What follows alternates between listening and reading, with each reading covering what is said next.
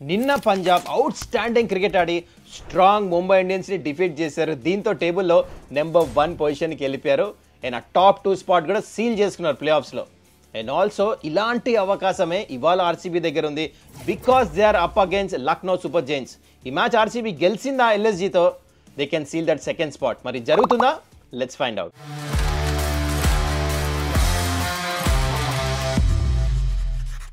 నమస్కారం, welcome to Suman's dugout. ఒకవేళ ఇంకా మీరు ఈ ఛానల్ని సబ్స్క్రైబ్ చేసుకోకపోతే this is the right time to do it. Okay, మనం ఈ మ్యాచెస్ గురించి మాట్లాడే ముందు ఒక చిన్న లుక్ పాయింట్స్ టేబుల్ మీద వేద్దాం.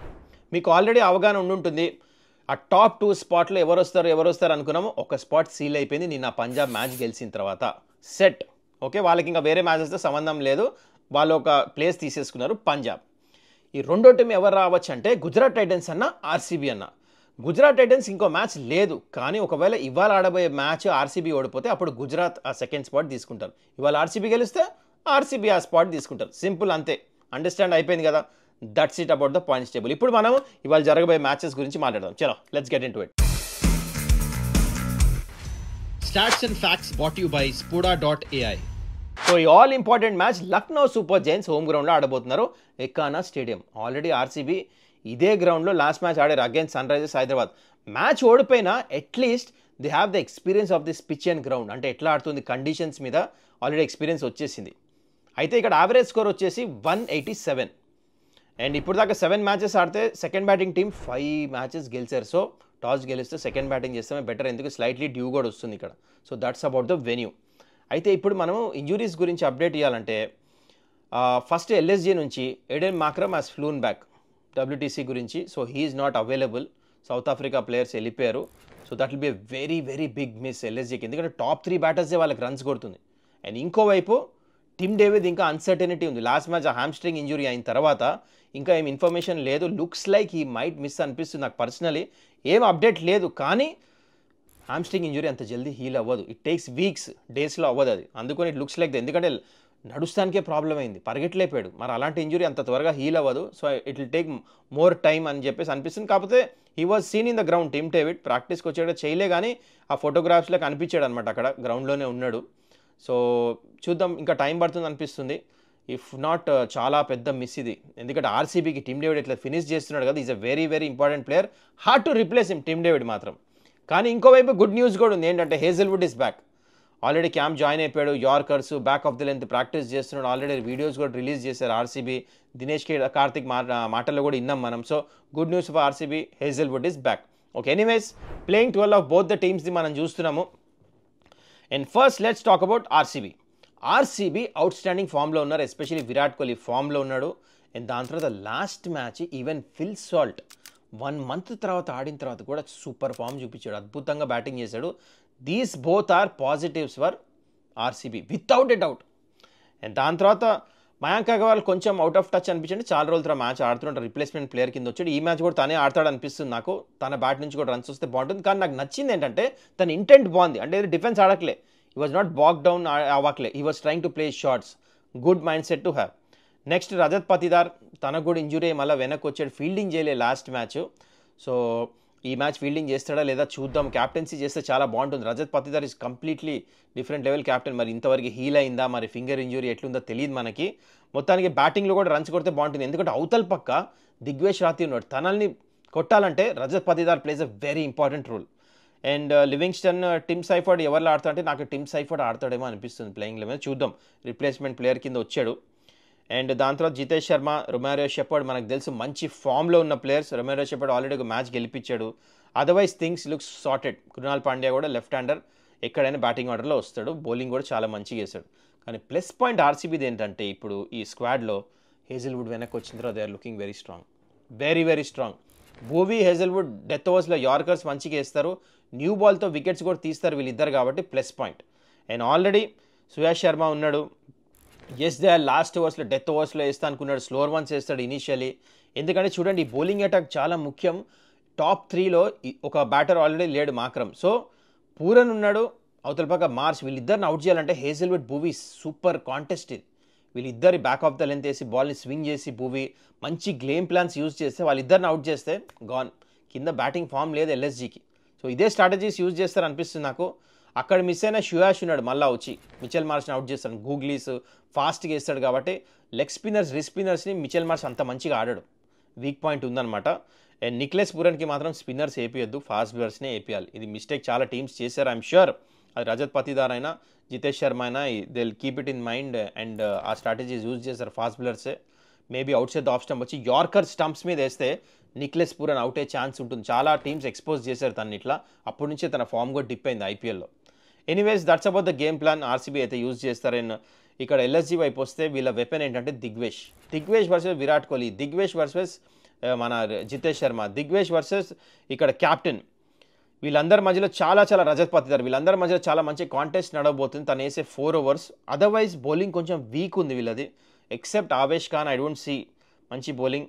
అండ్ చూద్దాం మిగతా బౌలర్స్ ఎట్లా వేస్తారో. ఎందుకంటే ఇట్స్ వెరీ ఇంపార్టెంట్ మ్యాచ్ ఆర్సీబీకి. మరి ఎట్లా హ్యాండిల్ చేస్తారు. So that's about the game plans guys. మరి మీరు చెప్పండి గేమ్ ప్లాన్స్ ఎలా ఉండబోతున్నాయి మీ ప్రకారము. అయితే players to watch out for. First నేను ఎల్ఎస్జీ నుంచి చెప్తా. Obviously I will pick Mitchell Marsh ఇంకా నిక్లెస్ పురన్. వీళ్ళిద్దరు చాలా ఇంపార్టెంట్ రోల్ ఆడబోతున్నారు. అండ్ బౌలింగ్ విషయానికి వచ్చేస్తే దిగ్వేష్ ఇందాక చెప్పినట్టు తను కూడా మిడిల్ ఓవర్స్లో వికెట్స్ తీస్తే మ్యాచ్ ఫరక్ పడచ్చు అక్కడ. అండ్ మరి ఇక్కడ ఆర్సీబీకి వచ్చేస్తే cannot ignore Virat Kohli outstanding form. And also I will go with, నాకు ఎందుకో అనిపిస్తుంది ఈ మ్యాచ్ రజత్ పతిదార్ స్కోర్ కొడతాడని చెప్పేసి వీళ్ళిద్దరు. అండ్ ఆల్సో బౌలింగ్ విషయానికి వచ్చేస్తే I'm going with Josh Hazlewood. Yes definitely perform చేస్తాడు అనిపిస్తుంది నాకు. అండ్ మ్యాచ్ విషయానికి వచ్చేస్తే ఐ నో చాలా అప్సెట్స్ అవుతున్నాయి. అసలు ఎలిమినేట్ అయిన టీమ్స్ అన్నీ లాస్ట్ 4 matches గెలిచిపోయారు. మీరు నోటీస్ చేస్తే ఎవరు ఎక్స్పెక్ట్ చేయలేదు. అది క్వాలిఫై అయిన టీమ్స్ని కొట్టేశారు. ఎందుకంటే ఫ్రీడమ్తో ఆడుతున్నారు. నథింగ్ టు లూజ్, మేము ఫాస్ట్ ఆడదాం, బ్యాటింగ్ అంటే 200 పైన కొట్టేస్తున్నారు, ఈజీగా చేజ్ చేసేస్తున్నారు, బౌలింగ్ మంచిగా వేస్తున్నారు. ఈ మ్యాచ్ ఇలా జరుగుతుందా? I don't think so. నాకు అనిపిస్తుంది స్ట్రాంగ్లీ ఈ మ్యాచ్ డెఫినెట్లీ ఆర్సీబీ గెలుస్తారని. ఎందుకంటే మంచి ఫామ్లో ఉన్నారు. కాకపోతే it was I opener. Last match ఆర్సీబీతో ఓడిపోయి ఉన్నారు కాబట్టి ఈ కండిషన్స్ కూడా అలవాటు అయిపోయింది. They want to do well. Strategies plan చేసుకున్నారు. అండ్ హేజల్వుడ్ వెనక్కి వచ్చాడు. విరాట్ కోహ్లీ, ఫిల్ సాల్ట్ మంచి ఫామ్లో ఉన్నారు కాబట్టి I'm going with RCB to win this game. మరి మీరేమంటారు కింద కామెంట్ చేయండి. ఇప్పుడు మనం మాట్లాడుకుందాం యాక్చువల్లీ నిన్న జరిగిన మ్యాచ్ గురించి. చలో let's get in to it.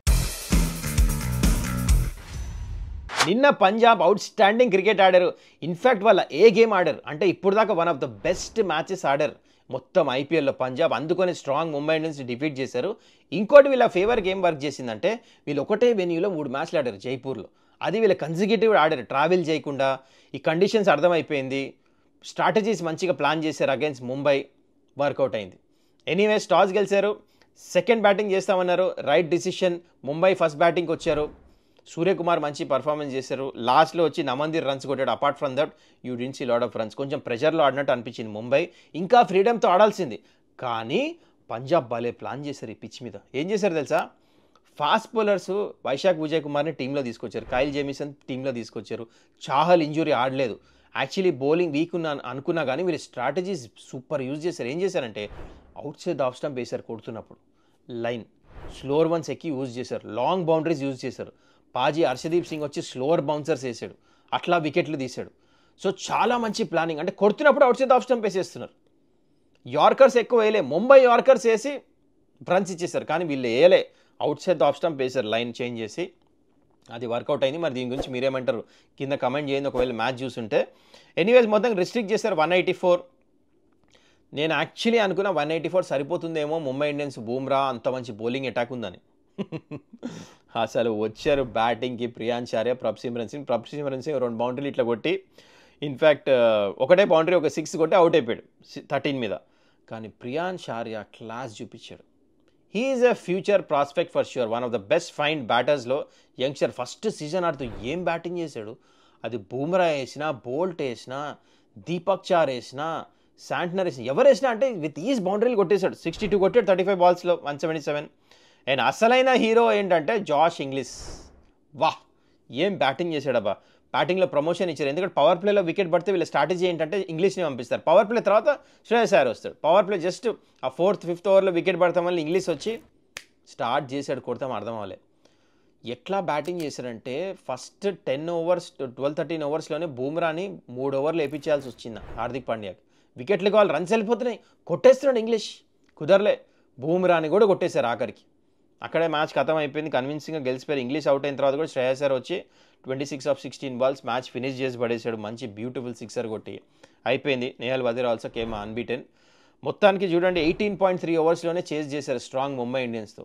The reason why they are winning అంటే వాళ్ళ అప్రోచ్, ధైర్యము, స్ట్రాటజీస్, ఫెంటాస్టిక్ బౌలింగ్. అక్కడ కూడా స్ట్రాటజీస్ యూజ్ చేసి గెలిచారు. And outstanding captain and outstanding coach Ricky Ponting, అన్ని కలిసి వచ్చినాయి వీళ్ళకి.